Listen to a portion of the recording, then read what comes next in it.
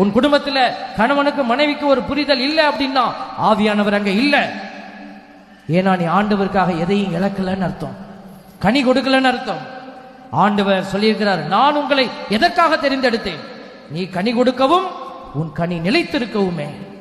இதுதான் இரக்கத்தின் ஆண்டவருடைய அடையாளம். ஆண்டவரிடமிருந்து பெற்றுக்கொள்ள வேண்டும் என்று வந்த என் அன்பு மகனே மகளே, ஆண்டவர் உனக்கு கொடுக்க தயாரா இருக்கிறார். நீ கேட்கிற ஒரு காரியத்தை மட்டுமில்ல, உன் வீட்டுக்குள்ளே அடைபட்டு கிடக்கிற எல்லா ஆசீர்வாத தடைகளையும் ஆண்டவர் நீக்க தயாராயிருக்கிறார். ஆண்டவர் கொடுக்கிற வேலையை நீ செய்தீன்னா, ஆண்டவருடைய வார்த்தை, சுமை சுமந்து சோர்ந்திருப்பவர்களே எல்லாரும் என்னிட்ட வாங்க, உடைய சுமையெல்லாம் நான் மாத்துறேன்.